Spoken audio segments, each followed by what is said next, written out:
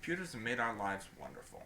The sheer volume of information and insight we have access to daily, even instantly, is simply unprecedented.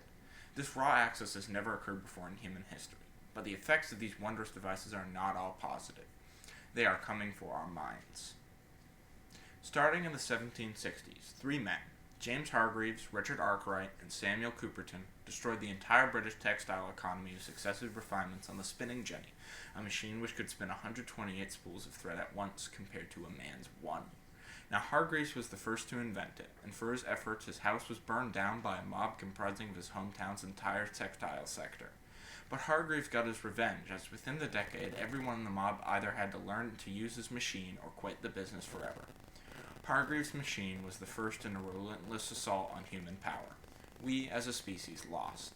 This great battle became known as the Industrial Revolution.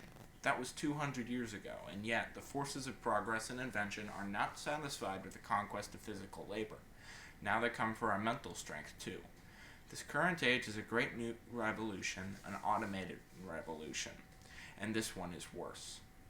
This automation revolution will cause social and economic disruption to a larger extent than the Industrial Revolution.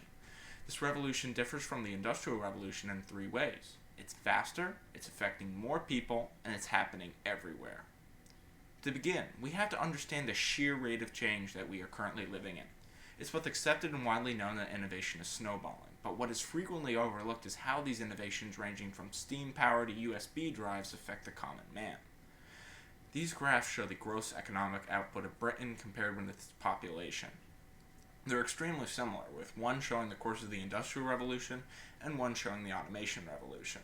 They have similar progression, similar slopes, and similar rates of progress, until you realize that one is in years and the other in decades. This is the great threat to politicians and workers alike, that the current revolution is too fast to adapt. A large aspect of the Industrial Revolution was the tremendous social change over the centuries, the total restructuring of labor from subsistence to wage-based. Before the revolution, what you contributed to the economy was defined by what you could do to survive. Could you farm? You farmed. Could you make shoes? You made shoes. What the factory system introduced was tremendous mobility. Similarly trained factory workers could produce shoes just as easily they could produce steel, with both qualifying for a living wage. The change from subsistence labor to wage-based labor wasn't rapid. It did not happen within a lifetime. In all cases, urbanization, family restructuring, wage labor, all were long and drawn-out processes that took the full 150 years of industrialization to mature, and even then, some, such as urbanization, were hardly complete. After all those years, only 13% of the global population lived in cities by 1900. And therein lies the problem. The automation revolution is occurring 20 times faster, and we can expect an equivalent amount of socioeconomic change. The transformations that previously occurred on generational timescales are now on yearly timescales, resulting in a large swath of the population completely unable to retrain in time to participate in the new economy. It was fairly easy for a farmer to transition to factory labor, both a repetitive, simple task with factory labor from a knowledge standpoint actually being simpler to learn. It is objectively easy for a person regardless of background to stand behind a combing machine and dump in fresh cotton. However, it is comparatively extremely difficult for his line workers in his 40s or 50s to transition to a programming job, as the education requirements change from the simple mental work of muscle memory to the advanced knowledge required to understand computer logic. Already, this group is the first in our new revolution to face mass unemployment. More will follow. That brings us to our second aspect. As a direct result of the Industrial Revolution, our automated revolution is happening everywhere. The Industrial Revolution created a globally interlinked economy. This economy, enabled by industrial-scale worldwide shipping and production, has promoted a global dispersion of the necessary physical opponents that allow automation to flourish: heavy industry, computing, and capital. This global economic interconnectedness makes efforts to protect jobs from automation largely ineffective. For example, if the British decide sometime in the near future to ban imports of software that could be used to automate 50,000 office jobs a year, that software will be used elsewhere, say France, where it will result in lower production costs and greater productivity for the French. This allows them to undercut British pricing and once again threaten those same 50,000 office jobs. The number of lost jobs globally remains about the same regardless. This is one of the defining traits in our revolution, that it cannot be controlled.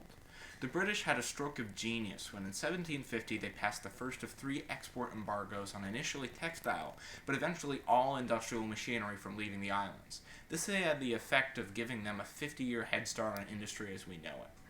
Continental Europe's desire for British machinery was so great during this embargo period that kidnappings of British engineers were extremely common.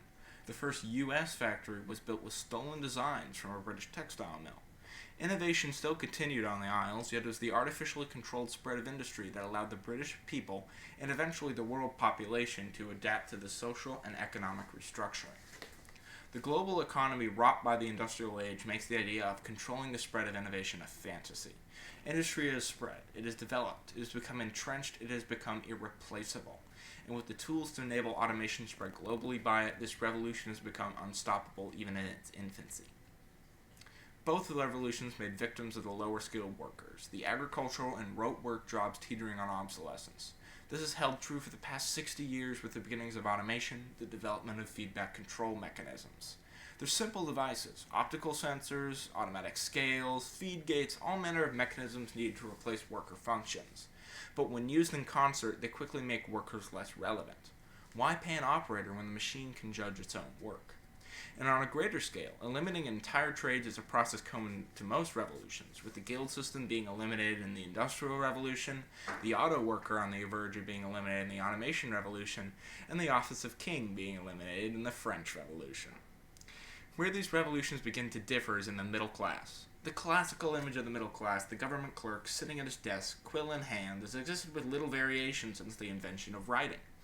The Industrial Revolution expanded the comparatively tiny middle class to the private sector with the establishment of factories and corporations too large to be family or one-man businesses.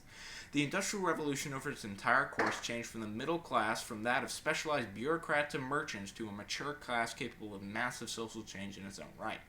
You only have to look at the political revolutions of the past 3 centuries to see how many were spurred by this industrialized middle class: France, Russia, America, and a great deal of others.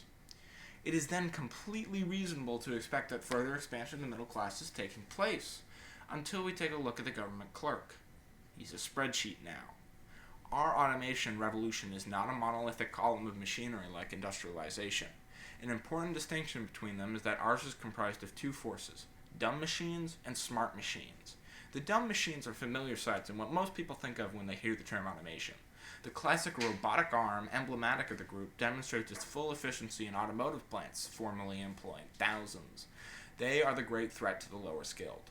Easy to mass produce, always accurate, and never complaining. A middle manager's dream. Except the middle manager is under siege too. The manager and the rest of his office staff are being automated by smart machines, namely advanced computer software. For decades, the main barrier for adapting computers to the workplace was a complete inability to process unstructured data.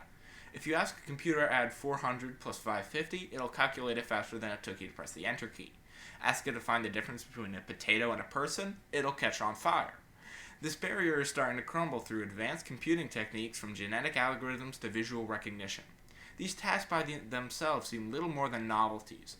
That is, till middle-class jobs are broken down into those same core tasks. Accounting is data input with cross-referencing. Diagnosing illness is data entry, cross-referencing, and analyzing probability, and so forth for so many thousands of other jobs. That is the threat to the middle class, that their jobs are in whole or in part broken down and automated into 1,000 modular machines. Accounting bot and doctor bot may look different, but are built of the same core components. It is this dual-pronged attack that makes our revolution so different and so much more destructive than industry. The combined qualities of the automation revolution were built by the Industrial Revolution. From a technological, economic, and social standpoint, the conditions for automation could not have been met if it were not for the painful evolution of industry. When James Hargreaves started building his first Jenny on cold winter nights, he had no idea the world-spanning change his little contraption of wood and string was to make. The same holds true for the inventors of today, and for those who created for various motives: money, science, passion, the infrastructure for the automation of today. It is not true that we as a whole cannot adapt to automation.